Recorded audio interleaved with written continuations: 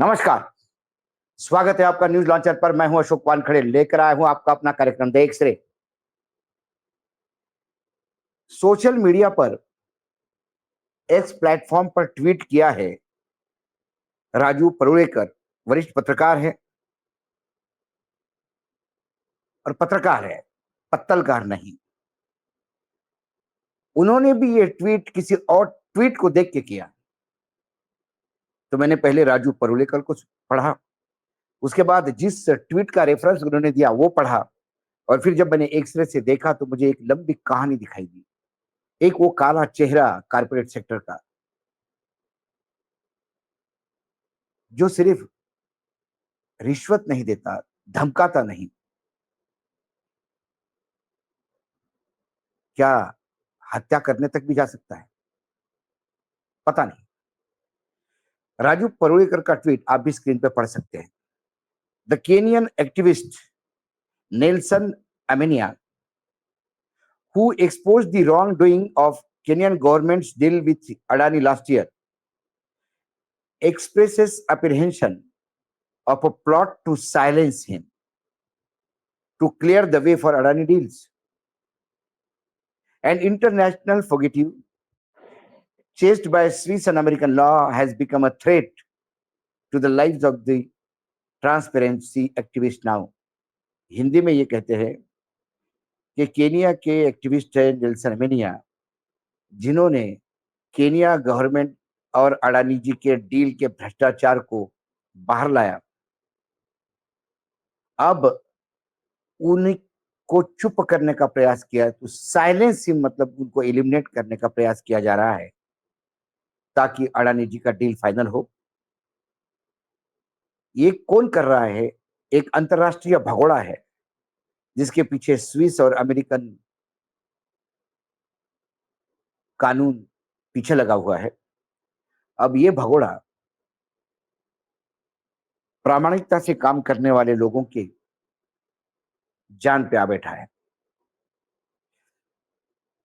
राजू परुलेकर ने जिस ट्वीट का रेफरेंस दिया वो ट्वीट है नेल्सन अमेनिया का। ये कौन है, क्या था, पूरा सब डिटेल समझाऊंगा। ये भी ट्वीट आप स्क्रीन पे पढ़ सकते हैं। I am aware of a plot to silence me to clear the way for Adani deals to proceed.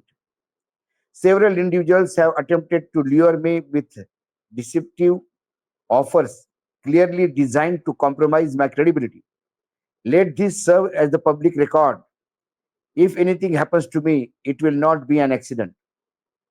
This is a sinking ship of my friends, and if you think by getting rid of me, it will stop, you are wrong. 10 more Nelsons will rise and continue. इसका हिंदी में अनुवाद यह है कि मैं जानता हूं, मैं इस बात को जान पा रहा हूं कि मुझे चुप करवाने की या मुझे एलिमिनेट खत्म करने का एक प्लान बना हुआ है ताकि अडानी डील पूरी हो जाए।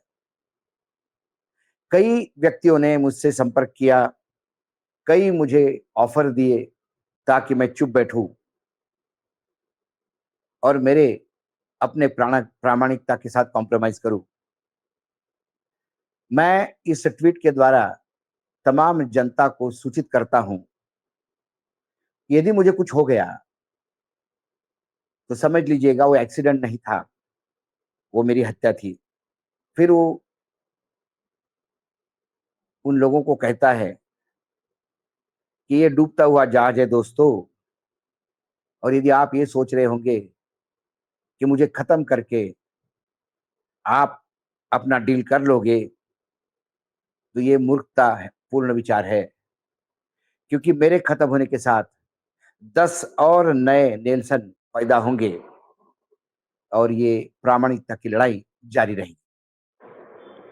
कौन है ये नेल्सन और ये क्यों अडानी सेठ के पीछे पड़ा है? गौतम भाई, देश का विकास, केनिया की सरकार और निजी कंपनियों के बीच सौदों की अधिक पारदर्शिता लाने के लिए एक अभियान चला रहा है ग्रुप। उसका नायक है बिजनेस एमबीए यानी बिजनेस मैनेजमेंट करने वाला एक विद्यार्थी, और उसका नाम है नेल्सन अमेनिया। केनिया का हाल का इतिहास ऐसे बड़े समझौतों की कहानियों से भरा हुआ है जिसमें भ्रष्टाचार हुआ। भ्रष्टाचार रोकने के लिए मौजूदा कानून होने के बाद भी लोगों को संदेह होता है कि भ्रष्टाचार अभी भी पूरी जोरों शोर जारी है। 30 साल के इस युवा नेल्सन अम्या ने फ्रांस में एमबीए की पढ़ाई कर रहे हैं। 7 जुलाई को सोशल मीडिया पर केनिया और अदानी समूह के बीच प्रस्तावित समझौते के बारे में उसने कुछ जानकारी लीक की। इसने देश और क्षेत्र के बड़े airport, Jomo Kenyatta international airport JKIA के प्रबंधन की चिंता बढ़ा दी। लंबे समय से लोगों को इस एयरपोर्ट के आधुनिकीकरण का इंतजार था। प्रस्तावित समझौते के बाद जानकारी लीक करने के बाद नेल्सन की पहचान भ्रष्टाचार विरोधी एक्टिविस्ट के रूप में बढ़ रही है। बीबीसी से बात करते हुए नेल्सन ने कहा था, पहली बार दस्तावेज देखने पर मुझे लगा कि एक सिर्फ आम सरकारी सौदा है। इसकी गंभीरता या महत्व के बारे में मैं समझ नहीं पाया। दस्तावेज के मुताबिक JKIA के आधुनिकीकरण और इसका संचालन 30 साल के लिए अदानी को ठेके पर देने के लिए $2 अरब के समझौते का प्रस्ताव रखा गया था। दस्तावेज पढ़ते हुए नेल्सन को लगा, अगर ये समझौता आगे बढ़ा गया तो केनिया की अर्थव्यवस्था को नुकसान पहुंचाने वाला साबित हो सकता है। इसलिए सारा लाभ भारतीय बहुराष्ट्र कंपनी को चला जाएगा। समझौते के बारे में उन्होंने जो पढ़ा, उससे उन्होंने ये सौदा नहीं हो और इसके सबसे ज्यादा खर्चा केनिया के हिस्से आता और प्रॉफिट कुछ भी नहीं। नेल्सन ने बताया कि उसके पास उचित कारण थे कि वो दस्तावेज को वैध माने। जिन लोगों ने मुझे ये दस्तावेज दिए थे वो सरकारी विभागों से जुड़े हुए थे। अडानी समूह इजराइल, संयुक्त अरब अमीरात, फ्रांस, तंजानिया, ऑस्ट्रेलिया, यूनान समेत देश भर के में कई देशों में इंफ्रास्ट्रक्चर, खनन और एनर्जी के प्रोजेक्ट कर रहा है। अदानी समूह के संस्थापक गौतम अदानी को भारतीय अर्थव्यवस्था के बड़े चेहरे के रूप में जाना जाता है। उन्हें प्रधानमंत्री नरेंद्र मोदी के करीब भी बताया जाता है। ये कौन कह रहा है? ये विसल ब्लोअर कह रहा है। नेल्सन ने कहा कि दस्तावेज पढ़ने पे ये जानकारी सामने आई, अगर इस सौदे में होने वाले निवेश से अदानी समूह का फायदा नहीं कर पाया तो इसे भुगतान केनिया की सरकार को करना होगा। वे आरोप लगाता है कि राष्ट्रपति, केनिया का एयरपोर्ट अथॉरिटी और मंत्री सभी लोगों ने लोगों का विश्वास तोड़ा केनियंस का, और सभी ने लोगों के साथ धोखा किया। सबूत हाथ में होने के बाद नेल्सन अमेनिया ने सोचने के लिए मजबूर हुआ कि वो आगे क्या करे। वो खुद को भी खतरे में थे। हालांकि उनके लिए कीनिया की बजाय फ्रांस में रहना ज्यादा फायदेमंद था, जहां भ्रष्टाचार विरोधी कार्यकर्ताओं को निशाना बनाया जाता था, जहां कुछ भी कार्यकर्ता के साथ हो सकता था, जान भी जा सकती थी केनिया में। नेल्सन ने कहा कि मैं थोड़ा डरा हुआ था, मुझे पता नहीं था कि क्या होने वाला है। मैं अपने करियर को दांव पे लगा रहा था और अपनी जान भी जोखिम में डाल रहा था। मैं खुद से सवाल कर रहा था कि ऐसी जोखिम क्यों लूं, लेकिन उन्हें लगा कि चुप रहना कोई विकल्प नहीं। आपको पता है, केवल कायर ही लंबे समय तक जिंदा रहते हैं। कई सप्ताह तक दस्तावेज को अच्छी तरह से पढ़ने के बाद नेल्सन अमेने जुलाई में सोशल मीडिया प्लेटफॉर्म एक्स पर इसे लीक कर दिया और तुरंत उसके बाद केनिया में हंगामा हुआ। एक जन आंदोलन इससे खड़ा हो गया। एयरपोर्ट के कर्मचारियों ने इस सौदे को रद्द करने की मांग करते हुए हड़ताल शुरू की। मुझे महसूस हुआ, नेल्सन कहते हैं, कि मेरे देश के लिए मेरा कर्तव्य है। भले ही मैं देश से दूर हूं, लेकिन फिर भी मेरे देश के प्रति मेरा कर्तव्य। मैं एक बेहतर केनियन रहना चाहता हूं। मैं अपने देश को विकसित देखना चाहता हूं। यहाँ उद्योग भी हो जाए, भ्रष्टाचार का अंत होना चाहिए। इन्हीं बात की चिंता थी कि एयरपोर्ट को लेकर हो रहा समझौता इस बात का पूर्वाभास था कि आगे कुछ हो सकता है। और केवल समझौते की असामान्य शर्तें और पारदर्शिता की कमी नहीं थी। उनका आरोप है कि ऐसा दिखने में आता है कि केनिया के कानून को भी व्यवस्थित रूप से नजरअंदाज किया गया था। अधिकारियों ने इस कंपनी के लिए उचित कदम नहीं उठाए, उचित प्रक्रिया का पालन भी नहीं किया। नेल्सन ने आरोप लगाए कुछ सरकारी अधिकारी कानूनी जरूरतों को दरकिनारा करते हुए, जिसमें आम लोगों से सलाह लेना या पब्लिक कंसल्टेशन भी शामिल था।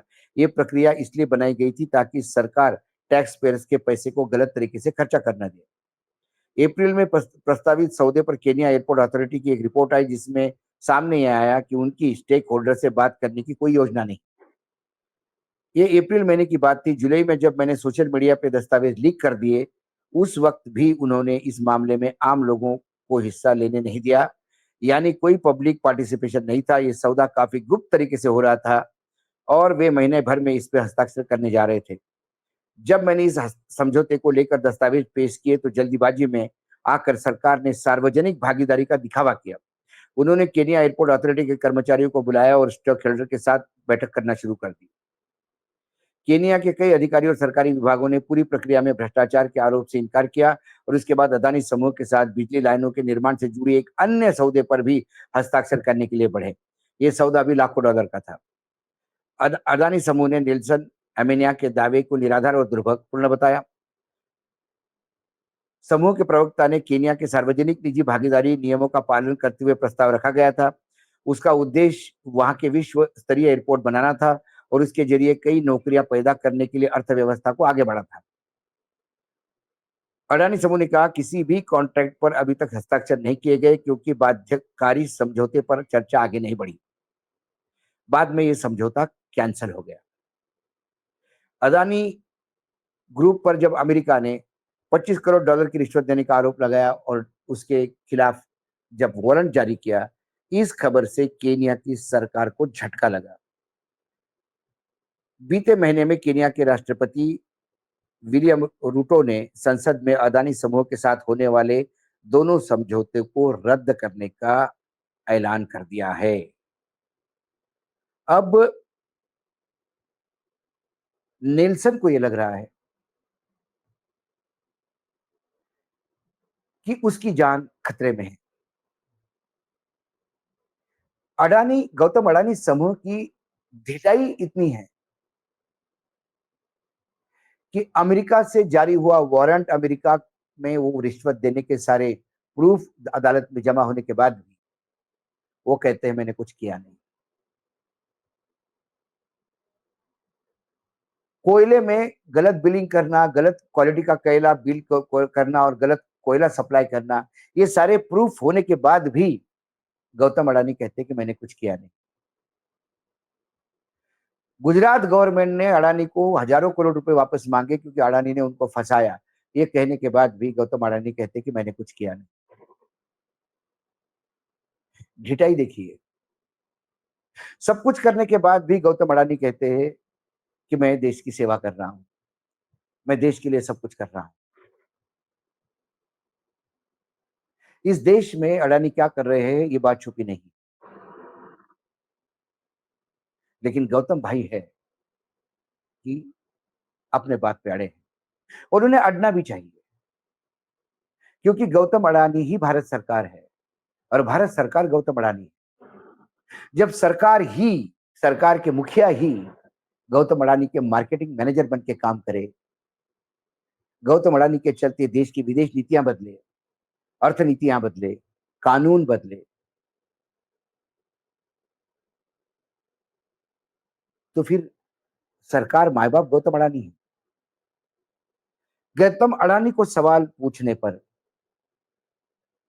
कोर्ट के केसेस लग जाते हैं। नेल्सन के खिलाफ भी कोर्ट के केसेस है। वो चंदा इकट्ठा करके लड़ रहा है उसके खिलाफ। लेकिन नेल्सन के दांव में दम था, तभी तो केनिया सरकार के हाथ पैर खुल गए। केनिया के लोग अपना देश का फायदा पहले देखते हैं। हमारे देश का दुर्भाग्य है कि हमारे यहां के अंधभक्त अपने आका को सत्ता में बनाए रखने रखते हैं, जो आका शुद्ध रूप से एक आदमी के लिए काम कर रहा है। और जब पत्रकार कोई, चाहे राजू परोड़ेकर हो, चाहे नेल्सन हो, पत्रकार नहीं, वो तो बेचारा सिविल सोसाइटी का एक अंग है, भ्रष्टाचार के खिलाफ लड़ाई लड़ने वाला एक योद्धा है। या हमारे जैसे पत्रकार जब कुछ बोलते हैं, जो अडानी के किसी भी प्रलोभन पे बलि नहीं चढ़े, जिनको अभी भी लगता है कि पत्रकारिता में आए हैं तो सोच समझ के आए हैं और उसके साथ न्याय करना चाहिए। उन सभी को, जो पत्रकार अडानी के टुकड़ों पे पल रहे हैं, वो देशद्रोही कहते हैं। जो पत्रकारिता को छोड़ कारपोरेट सेक्टर की सेवा में लगे हैं, या वो पत्रकारिता भी करते थे तो कारपोरेट सेक्टर की सेवा करने के लिए ही करते थे। अच्छा हुआ कम से कम उन्होंने अपने चेहरे का मुखौटा उतर दिया कि वो पत्रकार है, और वो शुद्ध रूप से वही कर रहे हैं जो उनको पहले दिन से करना था।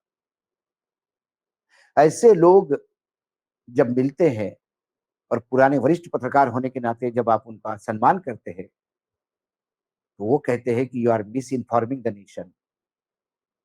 मैं महान पत्रकार संजय पुंगलिया की बात कर रहा हूं। ठीक है, नेल्सन भी मिस इन्फॉर्म कर रहा है, हम भी मिस इन्फॉर्म कर रहे हैं।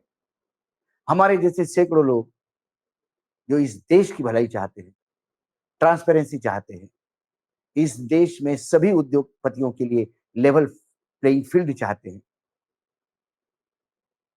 वो मिस इन्फॉर्म कर रहे होंगे, देशद्रोही होंगे। कुछ यूट्यूबर्स भी जो अपने आप के सबसे बड़े मानते हैं, वो भी विकास का दूसरा नाम अडानी मानते हैं। माने, क्योंकि किसी का पत्रकारिता का व्रत है, किसी का पत्रकारिता द्वारा पैसा कमाने का काम है। जो काम जो लोग कर रहे हैं वो ठीक है, वो उनको समर्पित। लेकिन चाहे राजू परोड़ेकर हो या हम हैं न्यूज लॉन्चर के प्लेटफॉर्म पर, हमेशा हम गलत को गलत और सही को सही कहेंगे। फ्रांस में रहने वाला केनियन विद्यार्थी जो विसल ब्लोअर का काम करता है, भ्रष्टाचार के खिलाफ लड़ने वाला जननायक के रूप में 30 साल की उम्र में अपने आप को प्रस्थापित कर रहा है, उसे आज सार्वजनिक रूप से नोटिस देकर कहना पड़ रहा है कि मेरा जीवन खतरे में है। और किसकी वजह से है, ये आप फिर से बताने की जरूरत है। आज एक्सरे में इतना ही, कल फिर आता हूं किसी विषय के साथ। तब तक के लिए नमस्कार, देखते रहिएगा न्यूज लॉन्चर।